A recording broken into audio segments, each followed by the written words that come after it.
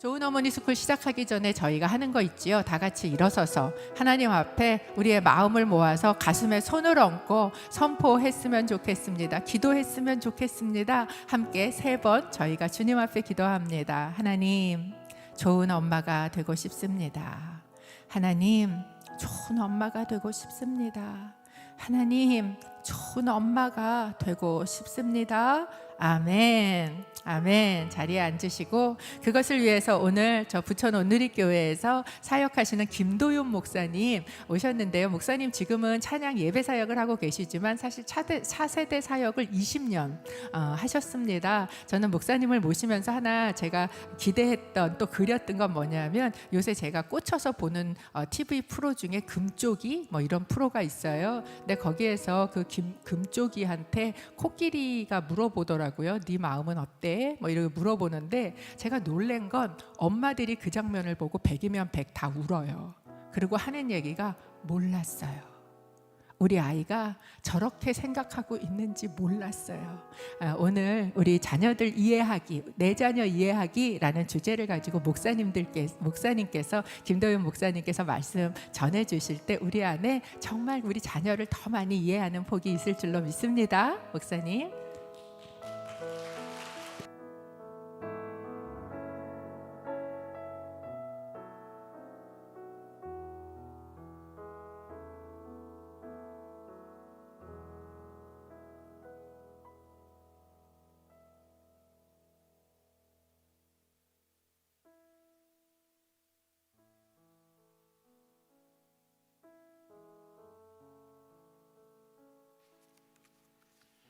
네, 여러분 반갑습니다. 저는 부천 온누리교회에서 예배 사역을 섬기고 있는 김도윤 목사라고 합니다.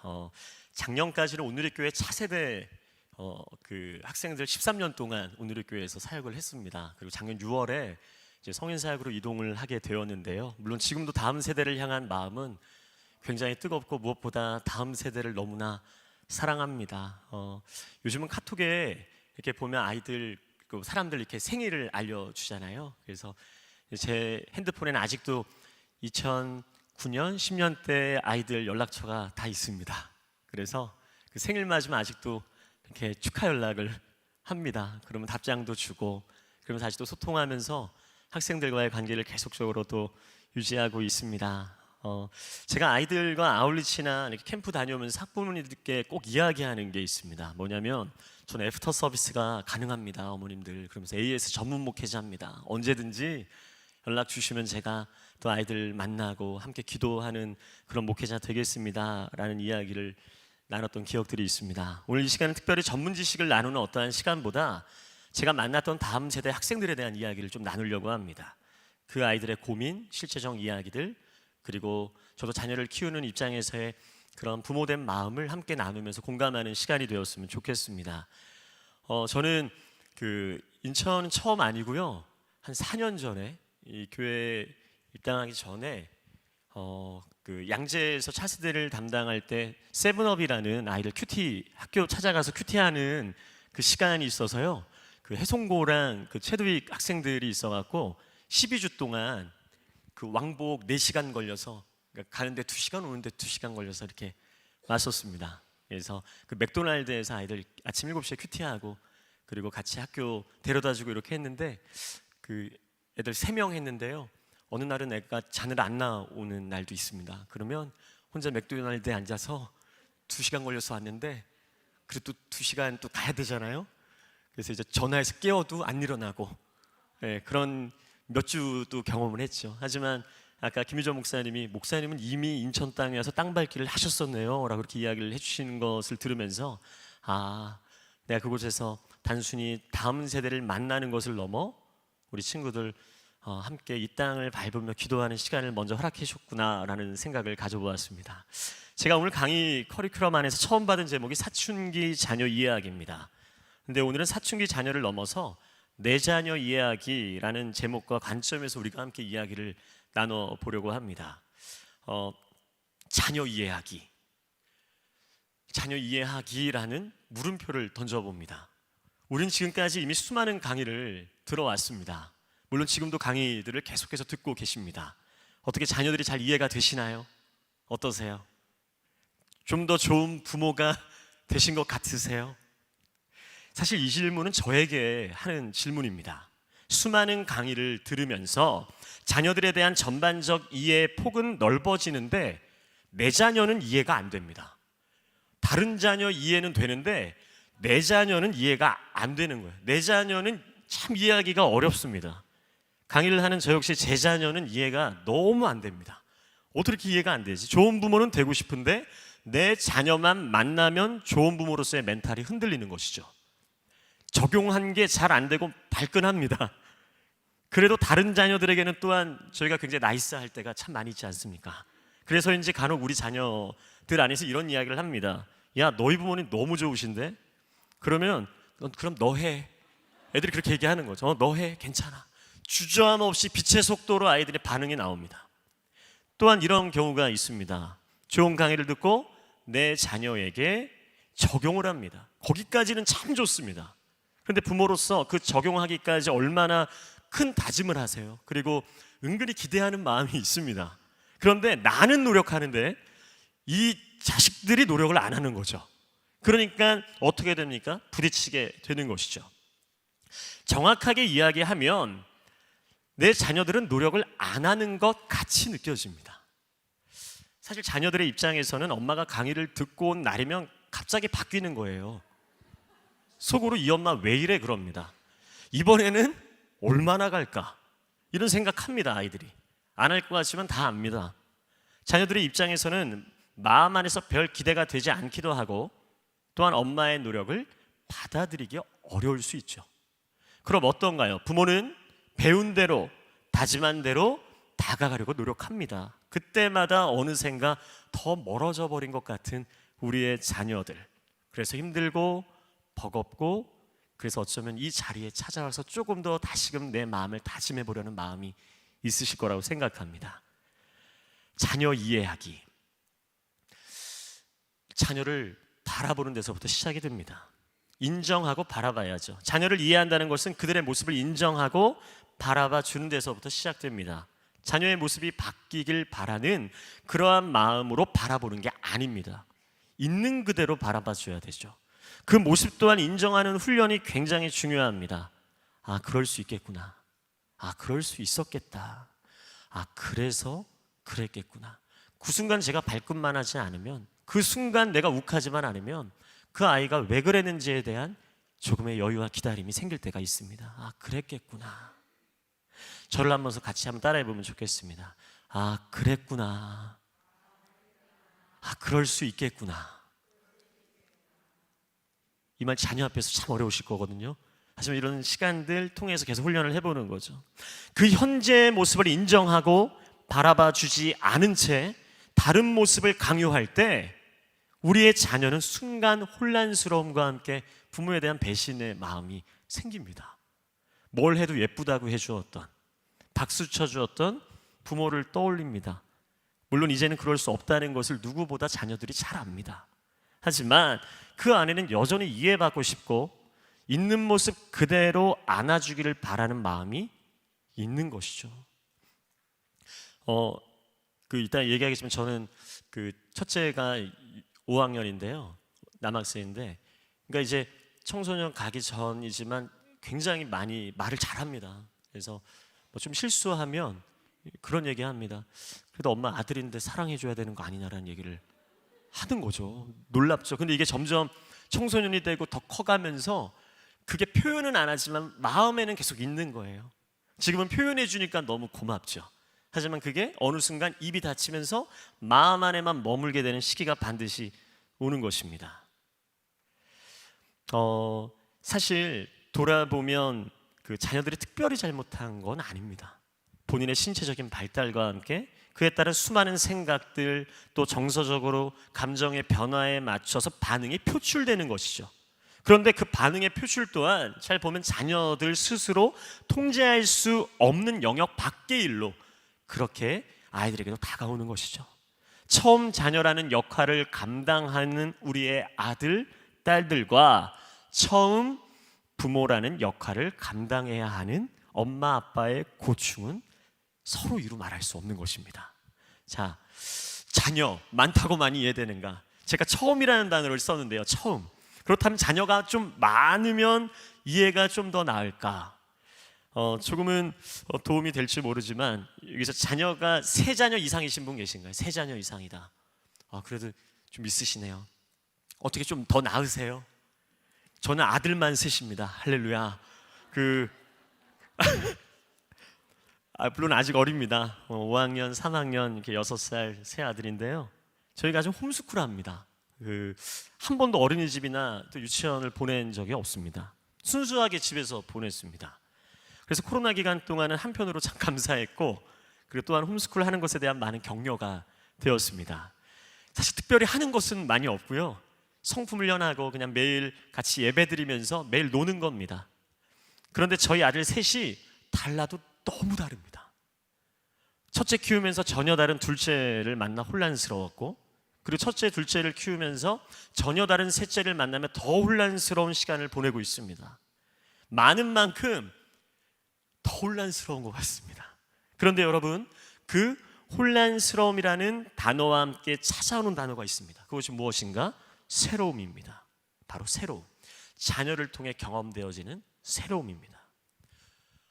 자녀를 키우며 경험해 보지 못한 새로움은 항상 찾아옵니다. 아이들을 키우면서 당연히 혼란스럽지만 사실 새롭기 때문에 혼란스럽기도 한 것입니다. 이 건물 처음 지어졌을 때 이 건물에 어디 구석구석 뭐가 있었는지 잘 아는 사람 아무도 없습니다. 당연히 그러시겠죠.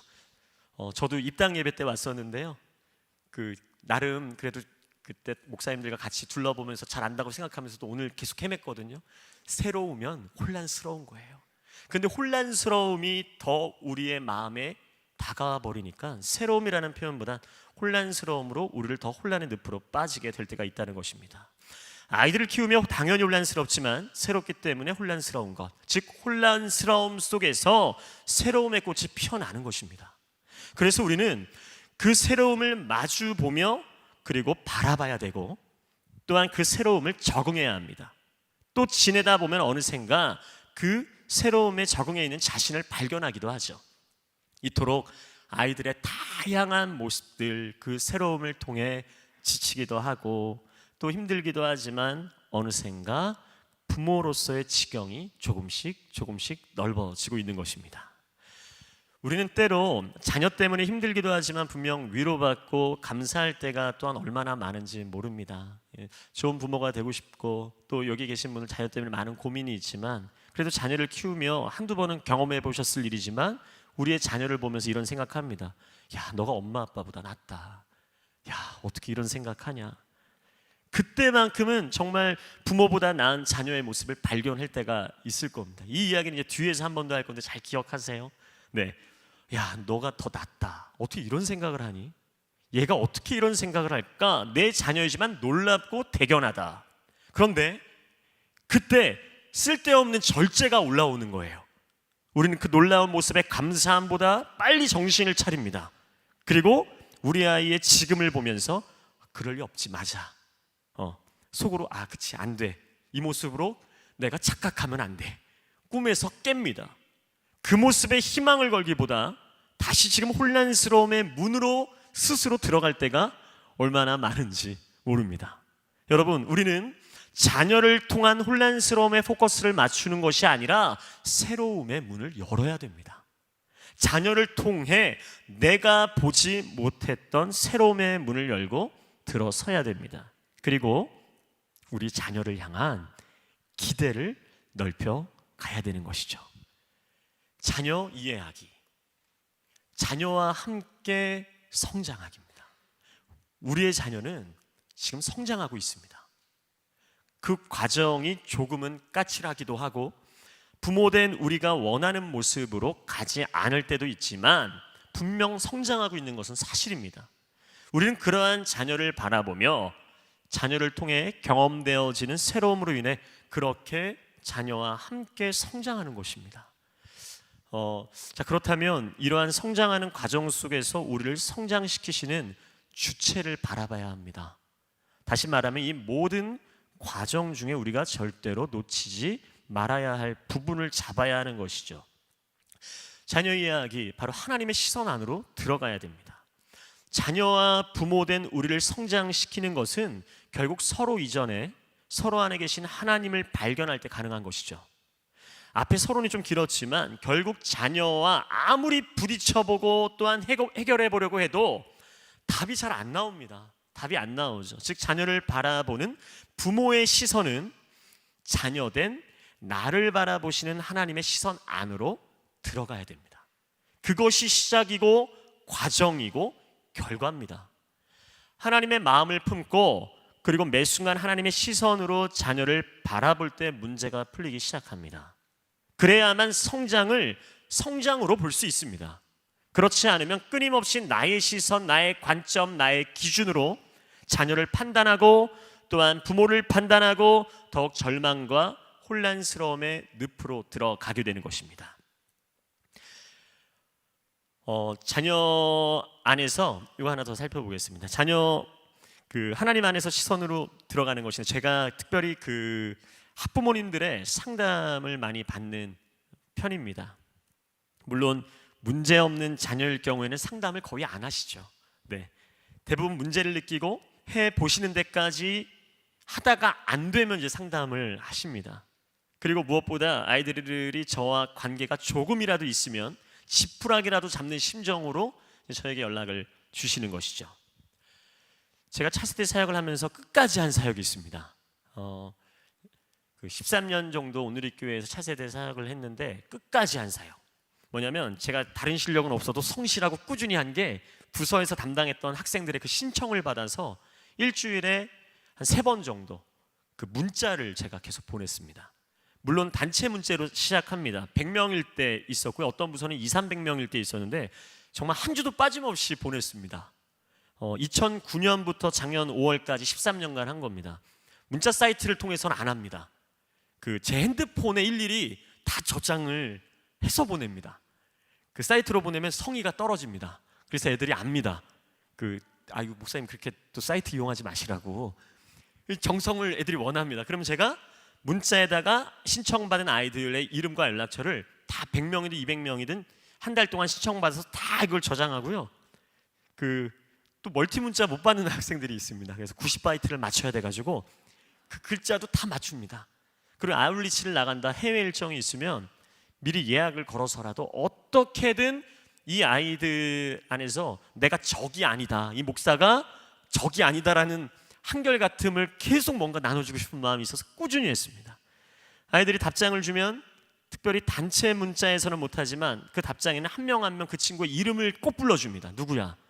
야, 답장을 네가 해줘서 고맙다라는 내용을 꼭 합니다. 문자가 무조건 저로 끝나야 된다, 이런 마음이 있었습니다. 그래서 아직도 지금 제 핸드폰에는 2012년도 소년부 누구 2014년도 누구, 이게 연락처가 아직도 이제 있습니다. 물론 답장은 많이 없습니다. 거의 아이들 답장이 없죠. 200명 보내면 그래도 초반에는 한 90여 명 답장을 이렇게 주더라고요.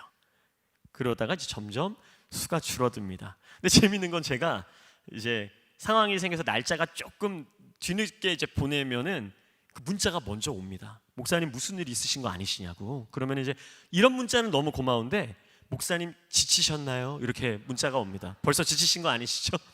성실하시다고 했잖아요. 이렇게 하는 거예요. 이런 문자도 옵니다. 오히려 오기도 생기고 이제 힘도 나는 거죠. 이렇게 한번 문자를 보내고 답장하기까지 길게는요 3시간 걸립니다. 진짜 앉아서 계속 그것만 하는 거예요. 밥 먹을 때도 하고 이것도 하고. 예. 종이를 하는 거예요. 어떤 고3 친구는 문자 받고 싶다고 신청을 했는데 1년 동안 답장이 한 번도 없다가 졸업하는 12월 마지막 제주 때 답장을 보내줬습니다. 그 내용을 제가 대략 기억하는데, 목사님 11월 수능 전날 밤에 목사님이 올 한 해 보내주신 100개 넘는 문자를 한 번에 읽었습니다. 한 주도 안 읽다가 한 번 그날 읽었대요. 왜 보내라고 했는지 모르겠어요. 근데 이제 물론 그 아이가 이런 얘기를 했습니다. 정말 꾸준히 보내실 줄 몰랐습니다. 죄송하고 감사합니다. 그 문자 때문에 힘내서 수능 잘 마쳤고 졸업을 앞두고 목사님께 감사의 마음을 전하고 싶었습니다. 이렇게 답장을 했죠. 물론 그 100개 넘은 문자를 그 답장 하나로 퉁치려고 한 건 좀 괘씸하지만 그래도 사실 100개 넘는 그렇게 보낸 것 이상의 감격과 감사가 제 안에 있었습니다. 이렇게 아이들과 소통을 계속합니다. 관계가 너무 중요한 것이죠. 한창 때는요, 아이들에게 문자나 전화가 올 시에는 1분 이내로 답장해야 된다, 연락을 무조건 전화는 받아야 된다라는 마음이 제 안에 있었습니다. 왜냐하면 그 아이가 목사에게 연락을 주는 건 정말 기적이다라고 생각을 했기 때문입니다. 이 아이가 이렇게 연락을 하기까지 얼마나 고민했을까. 수많은 사람 중에 목사에게 이렇게 연락을 주려고 할 때는 분명히 큰 마음을 먹고 큰 결심을 하고 보낸 것일 것이다. 그래서 기회거든요. 이 아이와 소통할 수 있는 기회, 큰 마음 먹고 연락 준 이 기회를 목회자로서 놓칠 수 없기 때문에 제가 어떻게든 받아야 된다는 마음이 있었습니다. 물론 아내에게 양해를 굉장히 구했습니다. 때로는 이제 10시 넘는 연락은 받지 않는 데 있었지만 아이들은 학원 갔다 또 공부하다 오면 11시, 12시인데요. 그때도 이렇게 연락을 합니다. 그러면 꼭 1분 넘어서 받으면 안 된다. 그런 강박관념이 제 안에 좀 있었던 것 같아요. 그렇게 아이들의 그때 이야기를 들었을 땐 아니나 다를까 마음을 쏟아내고 힘들다라는 이야기, 그때마다 내가 전화 받기를 잘했구나, 그런 마음으로 관계가 형성이 되는 것이죠. 3년 전쯤 한 학생 학부모님께 연락을 받았습니다. 고등학교 아들인데 방에서 안 나온다고, 방에서 게임만 한다는 것이죠. 중학교 때 힘들었던 거예요. 그래서 학교를, 관계에 대한 부분들도 어려워지고 해서 게임을 9시간을 한다는 거예요. 하루에. 학교에 적응 못하고, 부모님은 또 맞벌이라서 어떻게 할 수가 없는 거죠. 돈 몇만 원씩 아침에 올려놓고 밥은 챙겨 먹으라고 하고 나가시는 거예요. 2년 가까이를 그렇게 했다는 거예요. 2년 가까이를. 알면서도 어떻게 해줄 수도 없고, 발은 동동 구르지만 또 일은 나가야 되고, 그런 고민 속에서 어떻게 해야 될까 하다가 아들이 제 이야기를 어릴 때 했던 기억이 나서 연락처를 찾아갖고 주신 거예요. 그러면서 어머니가 얘기하셨죠. 저희 아들 어떻게든 좀 도와주시면 좋겠다고. 그래서 그 남학생이 제가 초등학교 6학년 때 저희 부서예요. 그래갖고 문자를 계속 주고받았던 친구였죠.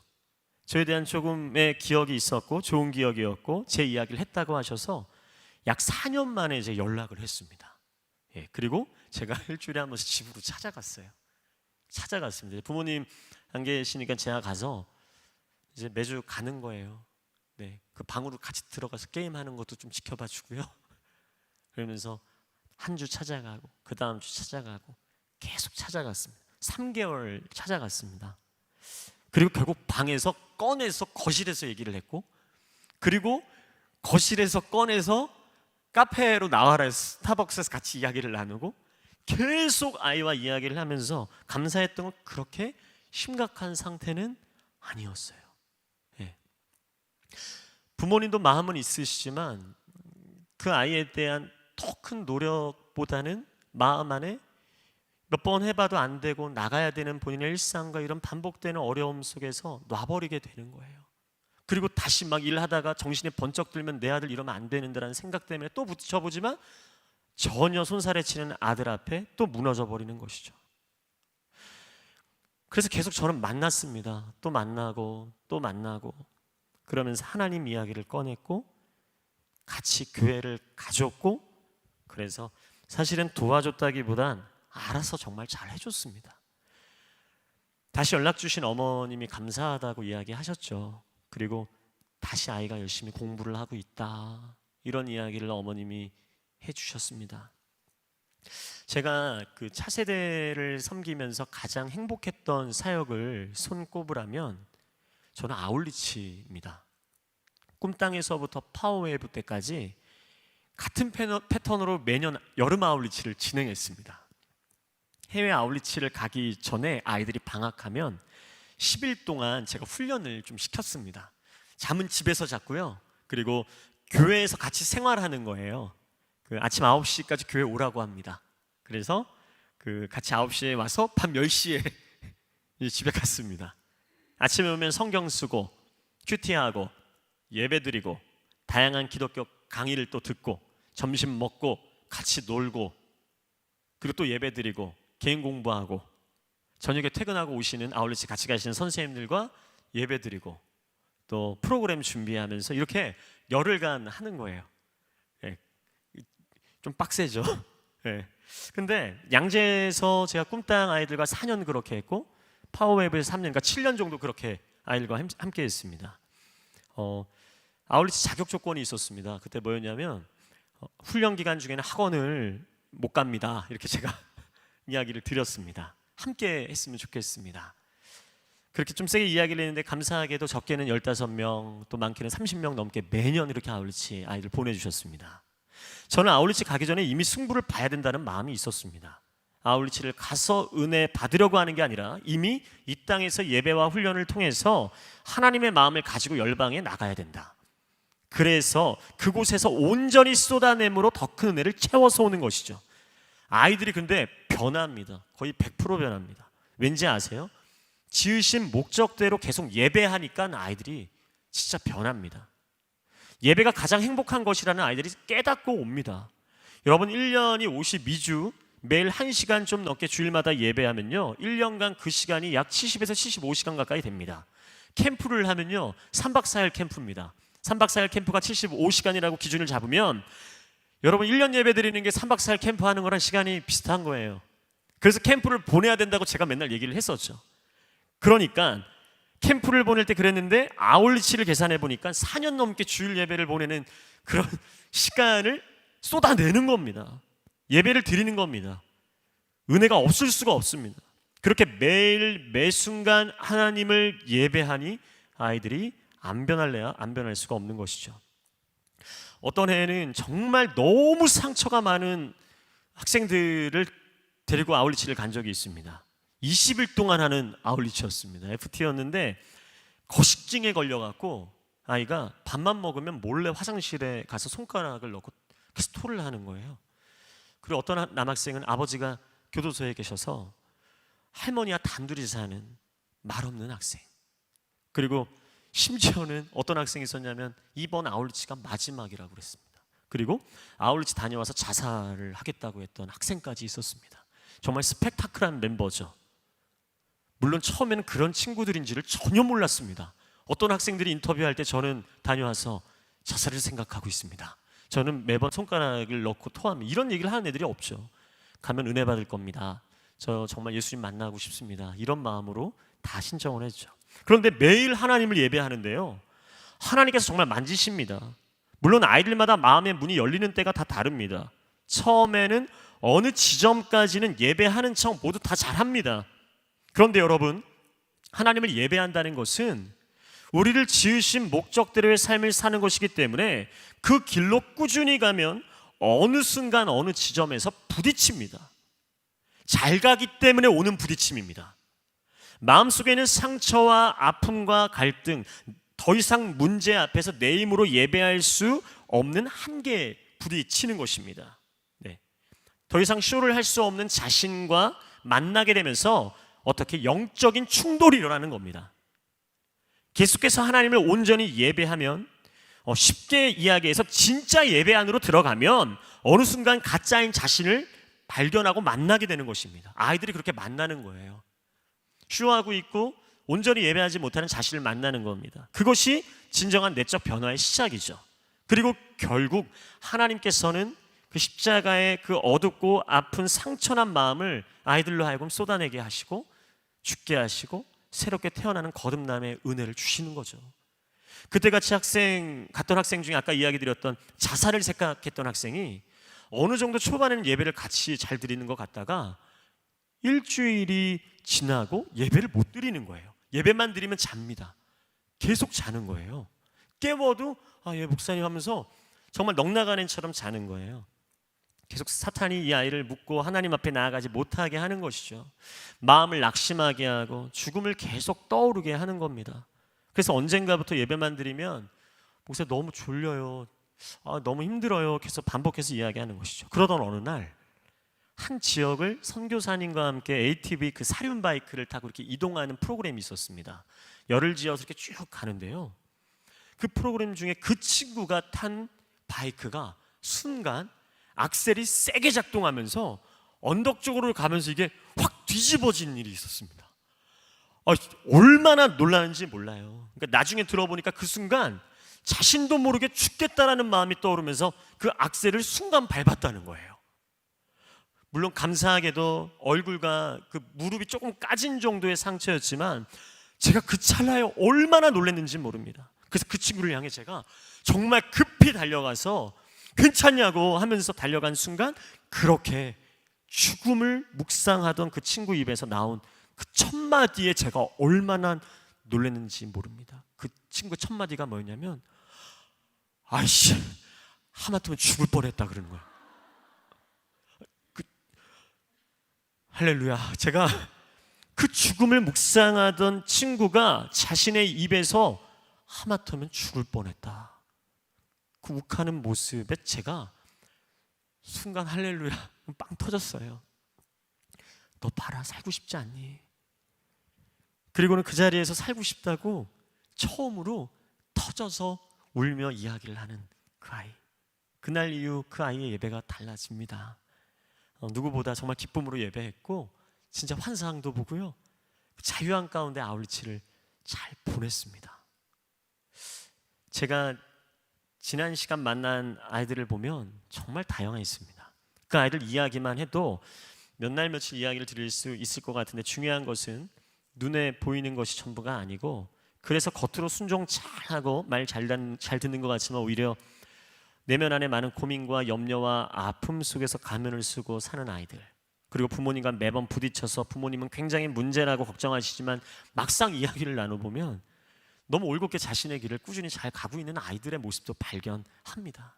부모님의 생각과는 조금은 다르게 나름 하나님 안에서 싸우고 씨름하고 힘겹지만 분명 조금씩 성장을 이루며 가는 친구들이 참 많이 있었다라는 것이죠. 여러분, 하나님과의 관계 점검하기는 기본적으로 나는 내 아이를 믿고 있는가? 당연히 내 아이니까 믿어야지 생각하지만 어렵습니다. 그렇기 때문에 자녀에 대한 신뢰보다는 오히려 의심과 불안이 어떻습니까? 커지는 거예요. 왜일까요? 지금 자녀에게서 내가 원하는 모습이 보이지 않기 때문입니다. 그렇기 때문에 본질적으로 자녀를 키우며 내 아이를 믿는가가 아니라 하나님을 신뢰하는가가 우리 안에 반드시 있어야 됩니다. 우리의 포커스가 바뀌어야 됩니다. 내 아이를 믿는가가 아니라 나는 하나님을 얼마나 신뢰하고 있는가. 하나님의 시선을 소유하는 것은 결국 하나님의 관계에서부터 시작되는 것입니다. 일상 가운데서 자녀에게 몰입하고 계신 우리 어머님들, 그렇다면 하나님께는 얼마나 몰입하고 계신가요? 아이에게 집중하고 집착할수록 하나님을 향한 집중이 떨어집니다. 멀어집니다. 우리는 하나님의 시선이 또렷할 때 그때 비로소 나의 영적 시력이 바로 잡힙니다. 이곳에 오신 우리 어머님들은 기본적으로 하나님과의 관계에 있어서는 잘 세워가시는 우리 어머님들이라고 생각합니다. 애쓰시고 계신 분이라 생각합니다. 그래서 이렇게 시간을 구별하여서 이렇게 함께하고 계시는 것이겠죠.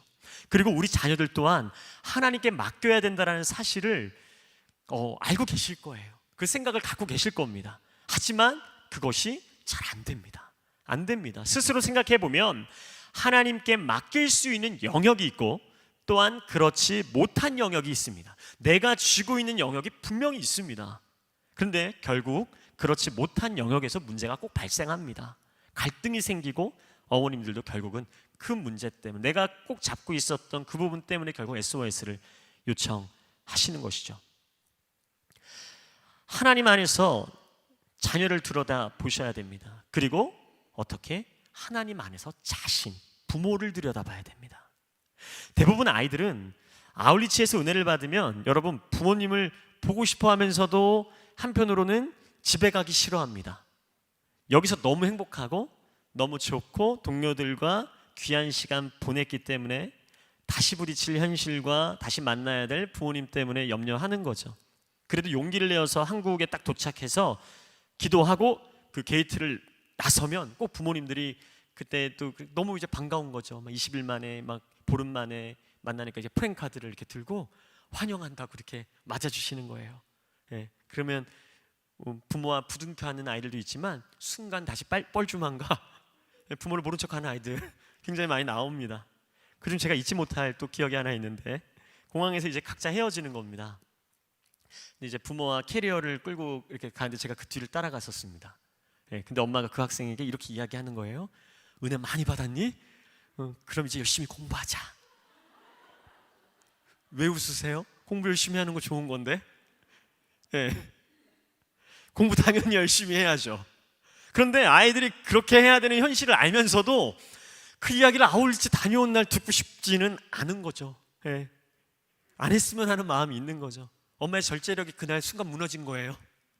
하나님을 만난 아이들 마음 안에는 하나님 안에서 어떻게 조금 더 나은 삶을 살지에 대한 고민들을, 그리고 공부도 당연히 해야 하지만 무너졌던 일상을 어떻게 다시 세워갈지에 대한 고민들, 그리고 부모님과의 관계 속에서도 좋은 아울리치 그래도 보내주셨으니까, 좋은 시간 갖게 해주셨으니까 감사한 마음과 동시에 어떻게 좀 덜 짜증내고 살아갈지에 대한 고민, 그리고 거기서 받은 은혜를 가지고 어떻게 예배자로 살지에 대한 고민, 엄청난 많은 고민들을 학생들이 합니다.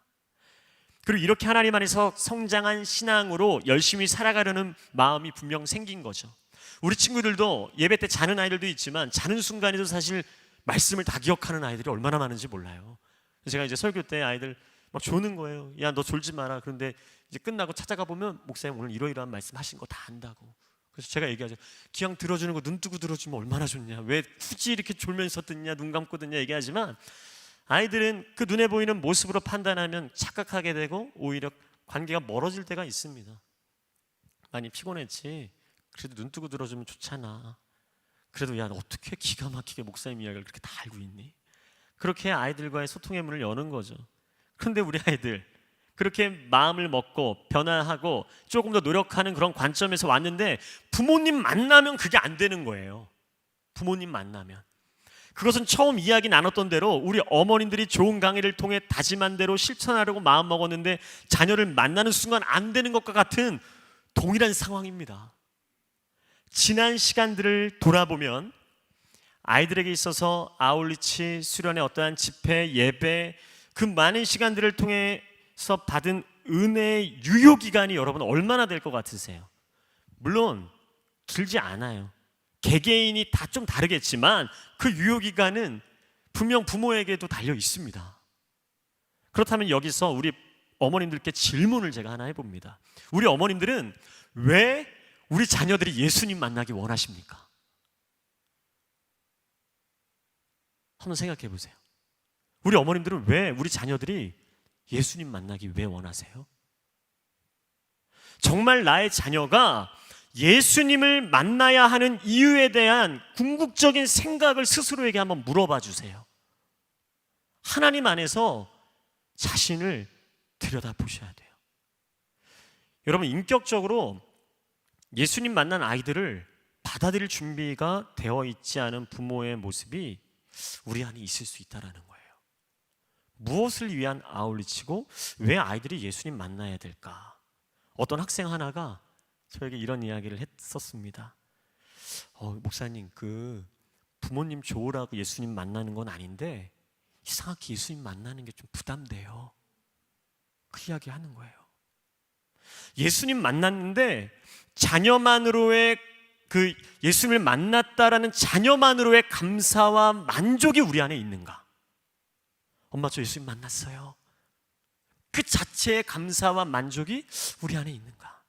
그렇다면 예수님을 만났다는 내 자녀가 여전히 성적이 잘 안 나오고 일상의 모습이 조금은 시원찮아 보이고 그래서 생긴 불편함과 짜증 속에서 과연 부모인 우리는 그 시간을 어떻게 싸우고 있는가? 아이 탓일까? 부모 탓일까? 아이 탓이라고 하고 싶으시죠? 어떠세요? 예수님을 만났다고 할 때 과연 부모로서 우리는 어떠한 마음이 드나요? 예수님을 만났다고 하는 아이의 모습이 얼마나 바뀌고 또한 어느 정도 되어야 예수님을 만난 아이의 모습이라고 여러분 생각하십니까? 아이들도 예수님 만났다고 해서 인생이 갑자기 바뀌지를 않습니다. 그걸 알아요. 근데 아이들은 부모님들보다 좀 더 흥분합니다. 예수님 만난 감격 때문에 좀 더 자신감을 좀 가져보는 것이죠. 뭔가 그 감격이 있는 거죠. 이제 그 새로운 문을 연 정도죠, 사실. 근데 아이들도 확 바뀌진 않지만 내가 예수님 만난 것에 대한 그 은혜가 있다는 걸 압니다. 새로운 문을 연 정도라는 것도 알고 이제 문턱을 넘어선 것도 본인들이 압니다. 그런데 부모님이 굉장히 조급하시다고 생각을 하는 거죠. 예수님을 만났다고 삶의 모습이 당장 바뀌는 것이 아닌데 조금도 기다려주시지 않는 것 같다는 이야기를 할 때가 있습니다. 그래서 오히려 다시 제자리로 돌아가는 자신을 느낀다. 그 제자리로 돌아가는 속도가 굉장히 빠릅니다. 이런 얘기하는 거예요. 그래서 심지어는요, 여러분 아실지 모르겠지만 예수님 만났다는 이야기를 안 꺼내고 싶다라는 아이들도 있어요. 네. 예수님 만났다는 이야기를 꺼내는 것 자체가 조금 부담되는 거죠.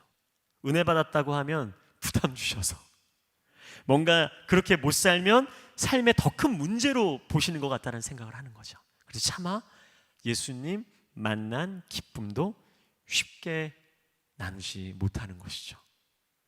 우리 어머님들은 만약에 자녀들이 뭐 꿈탕 캠프를 가든 파워웨이브 아니면 뭐 대청 수련회 갔다 오든, 물론 대학생들이 되면 그런 이야기들은 줄겠지만, 엄마 나 이번 캠프 때, 나 이번 예배 때 예수님 만난 것 같아 라고 얘기하면 어떻게 반응하셨어요? 그리고 어떻게 반응하시고 싶으세요? 지금 여러분 마음속에 딱 떠오르는 게 무엇인가요? 문득 이런 질문을 제 스스로에게도 떠올린 적이 있습니다.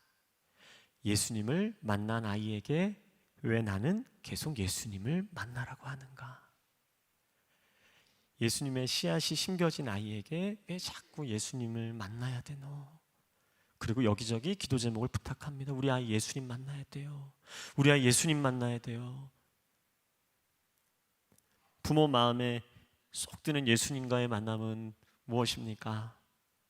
적당히 만나는, 그리고 뜨겁게 예수님을 만나는 우리 부모들의 기준은 무엇일까요? 그렇다면 과연 부모된 우리는 예수님을 만났는가? 여러분, 물론 다양한 사례지만 예수님을 만난 아이들이 자신을 기다려주지 못하는 그러한 부모를 또한 같이 얼마나 기다리고 있는지 여러분 생각해 보셨어요? 아이들도 기다리더라고요. 우리가 잘 아는 바울, 여러분 어떤 사람인지 너무 잘 아시죠? 그는 로마 시민권자였습니다. 당대 최고의 율법학자였던 가말리엘 문화에서도 공부했고요. 엘리트였죠. 오늘날의 국회의원격인 유대 사내들인 공회의 일원이기도 했습니다. 그런 그가 예수님 만났죠. 그 모든 것을 내려놓습니다. 배설물로 여깁니다. 읽어놓은 삶을 내려놓아야 하는 것이죠. 만약에 여러분의 자녀가 바울과 같은 선택을 한다면 우리 어머님들 아들의 선택을 어떻게 받아들이시겠습니까? 누가복음 18장에 보면 부자 청년 이야기가 나옵니다. 예수님께서 말씀하시죠. 자신의 소유를 팔아, 너의 소유를 팔아서 가난한 자들에게 나눠주고 나를 따르라. 그런데 18장에 그 부자 청년이 우리 아들이라고 생각해 보십시오. 우리의 자녀라고 생각해 보십시오. 그래서 정말 그 다 팔고 예수님 따라가겠다고 한다면 그 부자 청년의 어머니가 우리라면 어떤 마음이실까? 솔직하게 우리는 과연 박수 쳐줄 수 있을까? 부모와 자녀는 분명 하나님 아버지를 통해 함께 성장의 시간을 걷고 있습니다. 결국 하나님과의 관계를 통해서 부모인 우리도 자녀도 서로를 이해함으로 하나님 안에서 함께 세워져 가는 것입니다. 그 가운데 부모인 우리가 점점 커가는 자녀에게 있어서 필요한 역할은 여러분 울타리를 치는 사역이죠. 울타리. 저는 감히 청소년 사역은 무엇입니까? 얘기하면 울타리 치는 사역입니다 라고 이야기를 합니다. 직접 안기지 않아도 내 품에서 멀어져 가는 것 같아도 더욱 넓은 영적인 울타리를 치는 겁니다. 어디로 달려가도 사랑으로 바라보며 품을 수 있는 넓은 영적인 울타리가 되어주는 게 바로 부모의 역할이며 목회자의 역할입니다. 또한 여러분 삭개오가 밟고 올라갔던 뽕나무와 같은 역할을 해주는 것이죠. 그게 영적인 부모의 역할입니다. 밟고 오를 수 있는 나무가 되어주는 것입니다. 예수님을 잘 볼 수 있도록 그 자리에 한결같이 있어 주었던 그런 나무와 같은 부모가 되어주는 것이죠. 주님을 만나면 우리의 자녀의 삶은 여러분 반드시 달라질 것입니다. 지금 달라지는 것 같지 않아도 달라지고 있는 것입니다. 여러분 믿으십니까? 또한 주님을 만나면 부모된 우리의 삶 또한 반드시 달라집니다. 매번 자녀 볼 때 짜증내고 매번 자녀를 만날 때 불편한 마음이 있어도 그 가운데 안타까워하고 힘들어하시면서 여러분들은 계속적으로 성장을 하고 계시는 거예요. 하나님 보시기에. 그러한 부모가 자녀를 바라보고 그러한 자녀가 부모를 바라보며 그렇게 어떻게 가정은 소망을 품으며 주 안에서 차근차근 세워져 가고 있는 거예요. 앞으로의 인생의 염려 이전에 여러분 오늘의 삶이 회복되어야 되는 겁니다. 앞으로에 대한 어떠한 인생의 염려 물론 걱정이 됩니다. 하지만 그때일수록 오늘의 삶의 회복을 꿈꾸며 기도해야 됩니다. 그러기 위해서는 본질적으로 여러분 예배가 회복이 돼야 됩니다.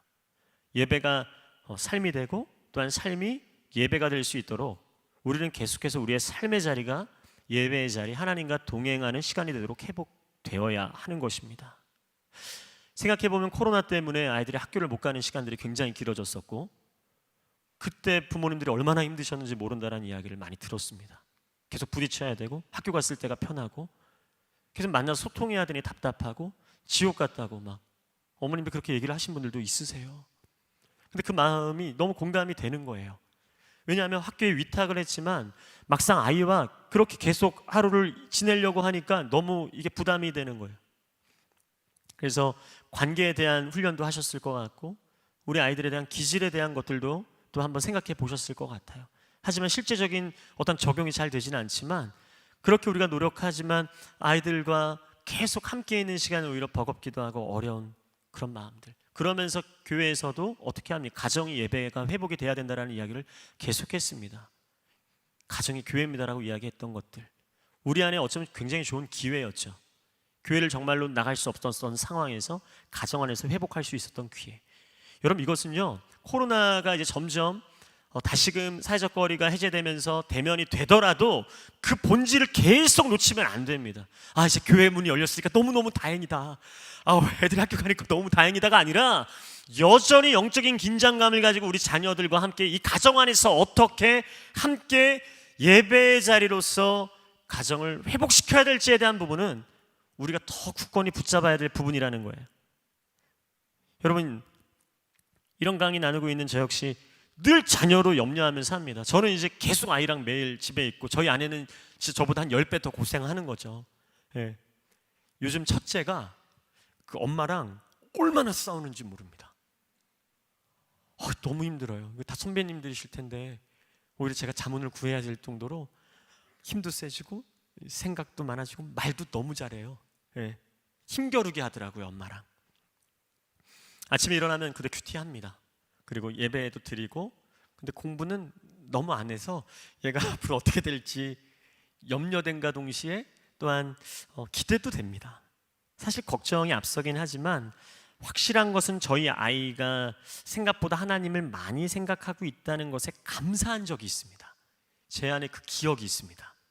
제가 4년 전에 이란을 다녀온 적이 있습니다. 그 차세대 강의를 하러 갔는데요. 그때 일어났던 일입니다. 이란 그 친구들에게 말씀을 전하기까지 얼마 남지 않은 딱 그 무렵 한국에서 장문의 카톡이 왔습니다.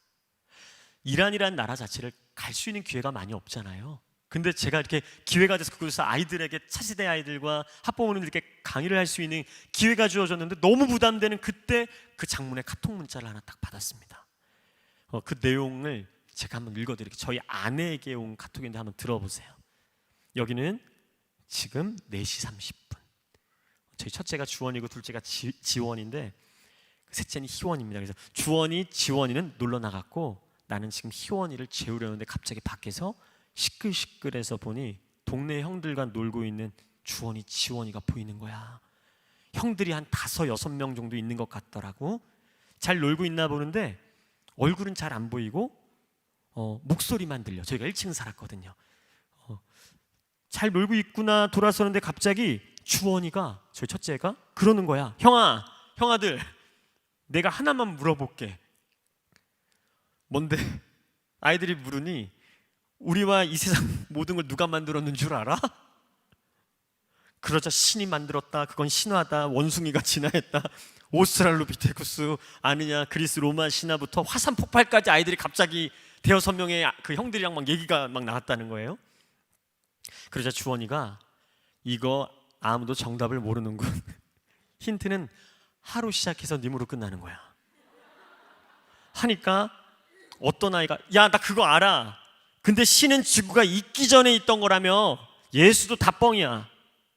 그렇게 얘기를 하는 거고, 그 이후에 자전거를 타고 떠나버려서 알 수가 없는데 저희 아내가 그랬죠. 나는 많은 생각이 들었어. 우리가 가정학교에서 아이들을 훈련하고 가르치며 하나님의 살아계심을 이야기하는데 밖에 나가서는 아니다, 뻥이다, 신은 없다 이야기를 들었을 때 아이들은 무슨 생각이 들까? 지금은 나이가 어리고 아직은 잘 모를 수 있지만 나중에 너가 믿는 것 아니다, 틀렸다라고 하는 곳에서 혼자 맞아요 라고 할 때 할 수 있을까? 그 마음이 정말 흔들리지 않을 수 있을까? 여러 가지 생각이 들더라. 그러면서 아이들에게 이 부분을 더 잘 알려줘야 되겠다는 생각이 들어서 세상 사람들이 어떻게 알고 있는지 하나님을 알고 있다는 게 얼마나 축복인지 더 깊이 알려줘야 되겠다, 그런 이야기를 썼죠. 그러면서 순간이지만 기특하고 용감하고 안쓰럽고 한 우리 아이들 이야기를 꼭 전해주고 싶었어. 그런데 이 카톡을 보내는 중에 주원이가 창문에서 나를 불렀어. 조금 더 놀면 안 된다는 이야기와 형들에게 하나님 믿으라고 이야기하니 그거 아니라고 틀렸다고 하면서 한 번 더 말하면 죽여버리겠다고. 주원이 목을 막 조르고 옷을 땡기고 그랬어. 이렇게 적은 거예요. 바로 들어오라고 했더니 조금만 더 놀겠다고. 암튼 그 형아가 이랬대. 증거 있냐고 너. 하나님이 이렇게 창조하시고 그런 거에 대한 증거 있냐고. 그때 주원이가 지금은 없는데 나중에 형이 지옥 가면 자기는 없을 거라고. 나는 천국에 있으니까 그때 되면 알겠지 그랬대.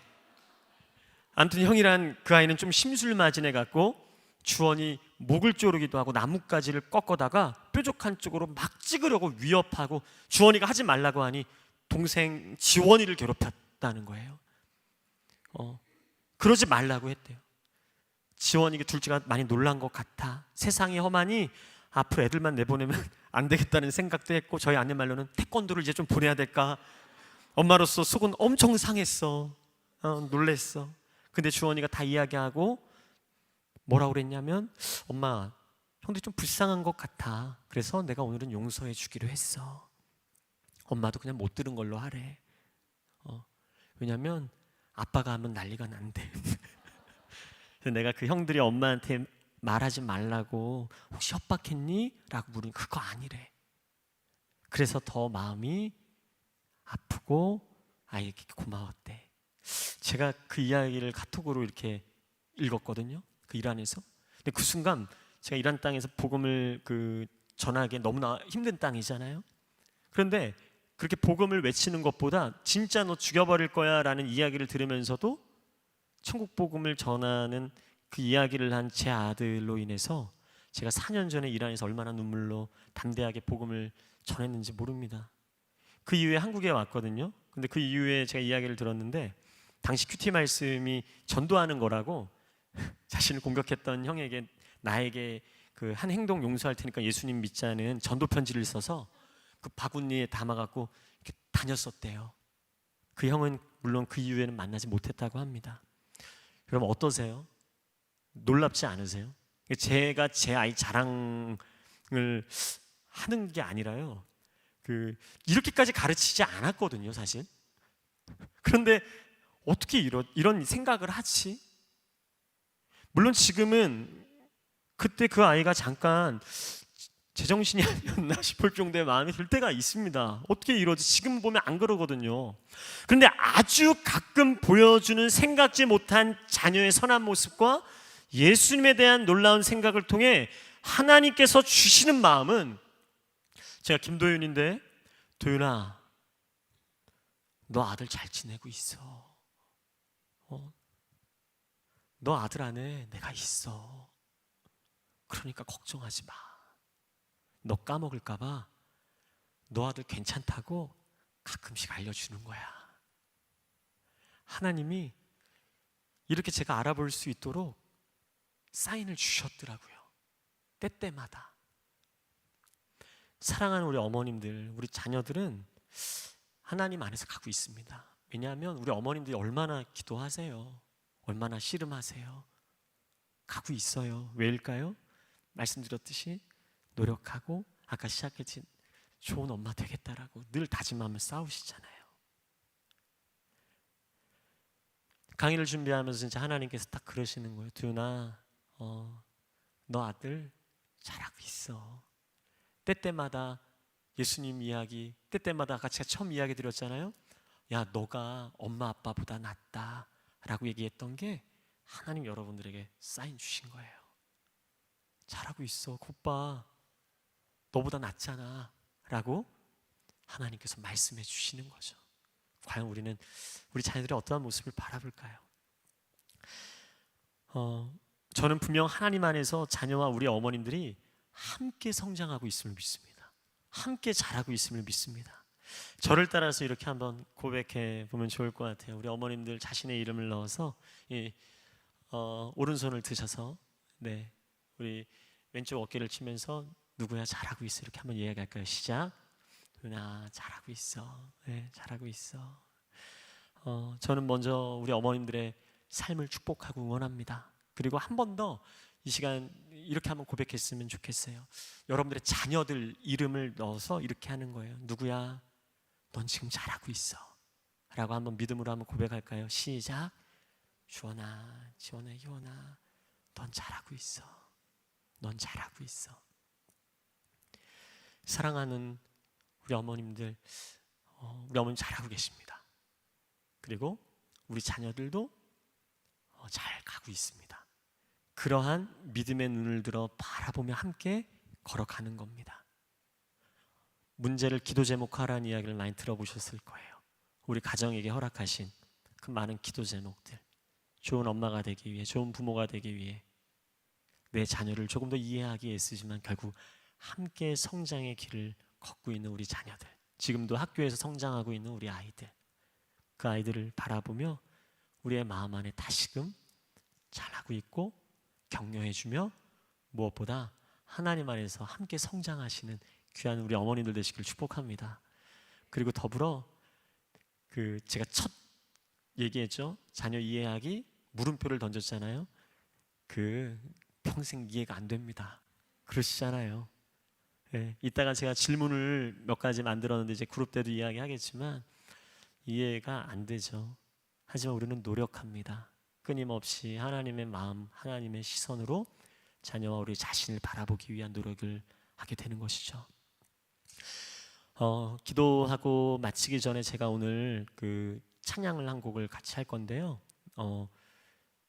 제가 차세대 사역 10몇 년을 하면서 하나님께서 주신 은혜가 뭐냐면 제가 곡을 쓰는 사람입니다. 그래서 아이들 꿈땅, 파워웨이브 찬양하는 곡을 한 30-40곡을 썼어요. 근데 이제 그 가운데서 우리 어머님들이랑 이 찬양을 좀 고백하고 싶다는 생각이 들어서 아주 쉬운 찬양인데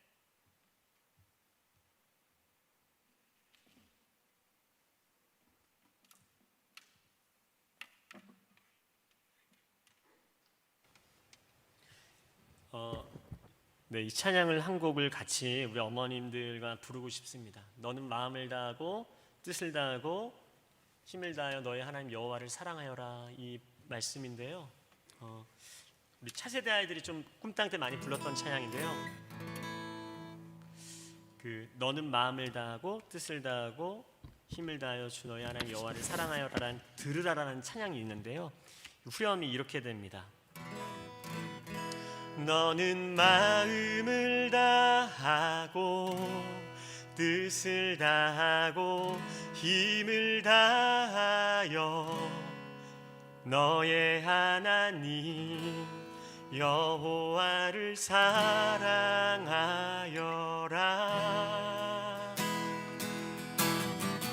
너는 마음을 다하고 너는 마음을 다하고 뜻을 다하고 힘을 다하여 너의 하나님 여호와를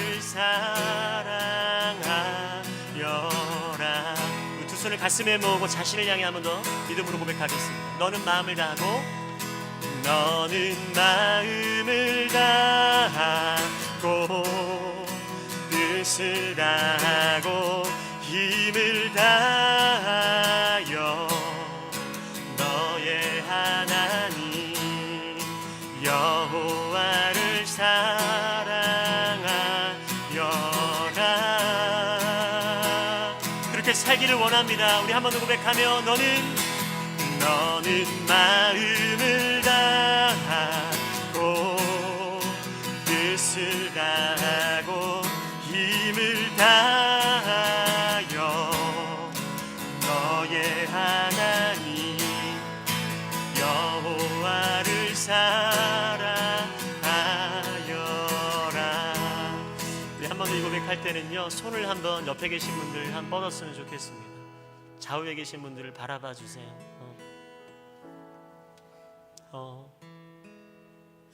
가장 중요한 것 같아요. 수많은 어떠한 지혜와 지식보다 하나님을 사랑하는 우리 어머니들이 되는 것. 그래서 하나님 내 옆에 계신 우리 어머님이 나보다 더 마음을 다하고 뜻을 다하고 힘을 다하여 하나님 사랑하는 우리 어머니 되기를 소망합니다라는 마음으로 이렇게 격려하며 축복했으면 좋겠어요. 너는 마음을 다하고 뜻을 다하고 힘을 다하여 너의 하나님 여호와를 사랑하여라. 우리 서로를 한 번 더 응원하며 너는 마음을 다하고 너는 마음을 다하고 뜻을 다하고 힘을 다하여 너의 하나님 여호와를 사랑하여라. 그래서 반주해 주시면 좋겠고요. 이 시간 함께 기도했으면 좋겠습니다. 이 시간 함께 기도할 때 하나님 아버지,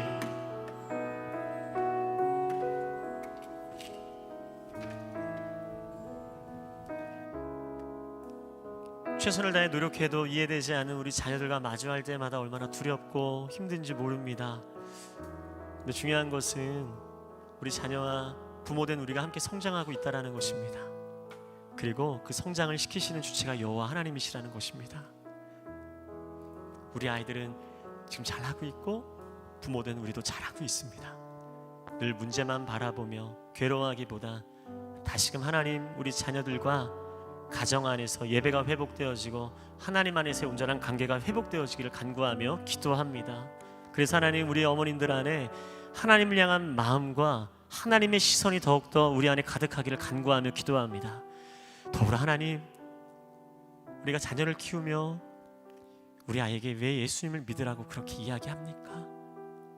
정말 어떤 자녀가 되길 원하는 것인지. 예수 잘 믿고 공부해야지. 예수 잘 믿는데 넌 왜 이런 문제를 일으키니? 너 예수 믿는다면서 왜? 과연 우리는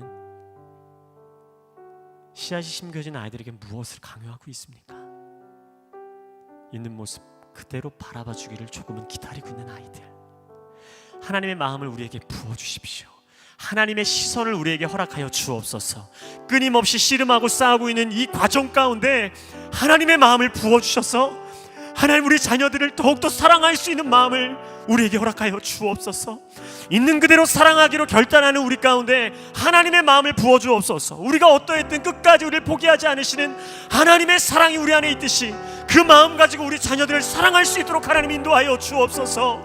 우리 안에 하나님의 마음을 부어 주옵소서. 자녀들을 온전히 사랑하지 못하게 하는 이 더러운 것들아, 너희들은 묶임을 풀고 떠나갈지어다. 하나님 우리 안에 하나님의 마음을 달라고 이 시간 주의 이름 한번 부르며 합심하여 기도하겠습니다. 주여, 오 하나님 아버지, 우리 안에 하나님의 마음을 부어 주옵소서. 하나님의 마음이 필요합니다. 정말 예수 믿는 자들로서 더욱 하나님의 마음을 부어 주옵소서. 아버지 하나님, 우리는 하나님을 먼저 사랑해야 합니다. 하나님을 먼저 사랑해야 합니다. 아버지 그것이 우리의 힘이고 아버지 하나님 그것이 해결입니다. 하나님 나의 예배를 다시 한번 돌아보게 하여 주시옵소서. 하나님이 나를 보시는 하나님의 시선이 무엇인지를 다시 알게 하여 주옵소서. 오늘 하나님 안에서 나의 관계, 나의 예배가 다시 점검되어지게 하여 주시옵소서. 아버지 하나님 어머니가 되는 것, 아버지 하나님 내 가정을 잘 이루는 것, 아버지 하나님 어떤 정보나 아버지 하나님 어떤 스킬이 아니라 아버지 본질임을 다시 기억하라고 말씀하시는 하나님 오늘 말씀 가운데 주여 아버지 하나님 나에게 정말 그 본질로 다시 돌아갈 수 있게 하여 주옵소서. 하나님 내가 이 자리에서 아버지 하나님 한탄하고 염려하고 있는 것이 아니라 아버지 우리 자녀와 함께 성장하게 하여 주옵소서. 아버지 하나님 내 자녀가 성장하기를 원하는 만큼 하나님께서 나를 보시고 내가 성장하기를 원하시는데 아버지 하나님 나의 믿음이 나의 신앙이 나의 시선이 나의 예배가 나의 삶이 아버지 하나님 날마다 성장해 나가는 그리스도의 아버지 장성한 분량까지 자라가는 은혜가 우리 가운데 있게 하여 주옵소서. 아버지 나의 예배를 회복시켜 주옵소서. 아버지 하나님 온전히 주님 앞에 서는 예배자가 되게 하여 주옵소서. 아버지 하나님 그래서 내 속에 있는 상처와 내 속에 있는 염려와 아버지 내 속에 있는 세상들을 끊어내는 예배들이 우리 가운데 회복되어지게 하여 주시옵소서. 아버지 한 가지 더 저희가 중보하며 기도했으면 좋겠습니다. 목사님 말씀을 들으면서 어쩌면 우리보다 우리의 자녀들은 가장 첨예한 영적인 전쟁터 가운데 있습니다. 그들이 가는 학교, 그들이 가지는 관계, 지금 너무나도 하나님으로부터 대적하고 멀어진 이 세상 속에 우리는 자녀들을 보내고 그 가운데 던져놓고 아버지 하나님 그들이 정말 그 가운데서 그 싸움을 해야 되는 그 속에서 하나님 타협하지 않고 하나님을 하나님 되심을 선포할 수 있는 그 나라를 사는 하나님의 자녀로 아버지 하나님 그들이 서게 주님 우리가 그들을 격려하고 그들이 잘 가고 있다고 이야기해주고 그들 가운데 성령님께서 날마다 동행하시기를 구하는 어미가 되기를 원합니다. 이 시간 우리 자녀들을 위하여 이 시간 손을 들고 기도할 때 하나님 정말 어려운 영적인 전쟁터 가운데 우리 아이들이 서 있습니다. 하나님 당신의 능력으로 덮어 주시옵소서. 세상의 거짓과 타협하지 아니하고 어려운 일들이 있을지라도 하나님 그들을 격려하는 어미가 우리가 되어지게 하여 주시옵소서. 이 시간 한 번 더 우리 자녀들을 축복하며 기도합니다. 하나님 아버지 그렇습니다. 아버지 우리 자녀들이 서 있는 그 자리가 얼마나 어렵고 힘든 자리입니까? 아버지 우리는 아버지 하나님 어쩌면 한 발 물러서 있습니다. 그러나 그 긴 시간 그 학교에서 아버지 하나님 모든 하나님을 대적하여 높아져 있는 생각들과 사상들과 가르침들과 관계들과 아버지 그 말들 속에서 아버지 찔러대고 위협하는 아버지 하나님 그 어려움 속에서 우리의 자녀들은 고군분투하며 하나님의 사람으로 살아가기를 노력하며 살고 있습니다. 아버지 하나님 그 자녀들에게 계속해서 더 자라라고 하나님의 자녀로도 자라고 세상적으로도 자라라고 아버지 하나님 이야기하는 그런 어미가 아니라 너 잘하고 있다고 내가 뒤에서 힘내준다고 내가 기도하고 있다고 너 잘하고 있다고 아버지 하나님 격려할 수 있는 어미가 되기를 원합니다. 아버지 하나님 그래서 정말 그곳에서 하나님의 자녀의 값을 치르더라도 아버지 하나님을 선포할 수 있는 하나님을 전할 수 있는 하나님의 나라의 자녀로 살 수 있는 아버지 그런 자녀가 되게 하여 주시옵소서. 아버지 우리는 함께 하나님 나라를 위하여 동력하는 자들입니다. 우리 자녀와 우리는 하나님의 백성으로 함께 자라가는 자들입니다. 아버지 하나님 그것을 놓지 말게 하셔서 우리가 함께 동력하며 하나님의 나라에 이르러서 하나님 앞에 섰을 때에는 서로 만나 화이팅하고 하이파이브하고 잘 살았다고 하나님의 나라의 백성으로 우리가 잘 살았다고 하나님 앞에서 그렇게 끌어안을 수 있는 그런 하나님의 백성으로 살아가게 하여 주시옵소서. 아멘. 하나님 감사합니다. 오늘 목사님을 통해서 본질을 다시 기억하라고 말씀하시는 아버지 그 자리에 섭니다. 하나님 이 시간 동안에 나의 예배를 다시 회복하게 하시고 나를 보시는 하나님의 시선이 어떠신지 다리 붙들게 하시고 아버지 하나님 우리 자녀와 내가 함께 성장하고 있는지 하나님의 시선으로 보게 하시니 감사합니다. 아버지 기도하기는 내 자녀 속에 이미 계신 예수님을 믿는 믿음으로 우리 안에 주신 아버지 새로움을 열어주실 때 우리 자녀를 통해서 우리가 더 성장하는 그런 시간이 되게 하심을 감사하고 아버지 하나님 그리로 나아가게 하여 주옵소서.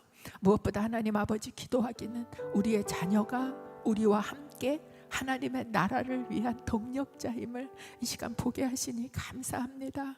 우리는 서로를 성장시키고 나중에 하나님 앞에 갔을 땐 더 이상 엄마도 아니고 자녀도 아니고 하나님 나라에서 우리가 함께 하나님 나라를 위해서 이 땅에서 그렇게 동역하다 왔다고 서로 만나는 그런 시간이 있기를 간절히 기도합니다. 아버지, 오늘 매일매일 우리 자녀들은 정말 영적인 전쟁터 같은 그 자리에 나아갑니다. 그들의 관계, 그들의 학업, 그들의 처해 있는 교육 환경 어느 하나도 녹록한 데가 없습니다. 하나님, 그러나 우리 자녀들이 뒤에서 나를 위해 기도하고 격려하고 지원하고 있는 엄마 때문에 아버지, 우리 자녀들이 그 전쟁터에 승리하며 그곳에 하나님의 나라를 선포하는 자녀들이 되게 하여 주시옵소서. 감사합니다. 오늘 우리가 기도하며 다시 우리의 예배를 회복하며 나아갈 때 우리의 자녀들 안에도 주님께서 역사하시는 그 예배가 또 회복되어지는 은혜가 임할 줄로 믿습니다. 이제는 우리의 구주가 되신 예수 그리스도의 은혜와 하나님 아버지의 사랑하심과 성령 하나님의 교제의 교통하심이 우리 안에 하나님께서 주신 귀한 말씀 붙들고 하나님의 시선을 다시 회복하고 그리고 하나님께서 주신 그 귀한 그 자녀와의 관계 안에서 함께 성장하여 가기를 소원하며 기도하는 귀한 어머니들 한 사람 한 사람 머리 위에 그들의 자녀와 이 땅 가운데 있는 하나님의 백성으로 세상 한가운데 서 있는 우리 자녀들 위해 이제로부터 영원토록 함께 하시기를 간절히 축원하옵나이다. 아멘.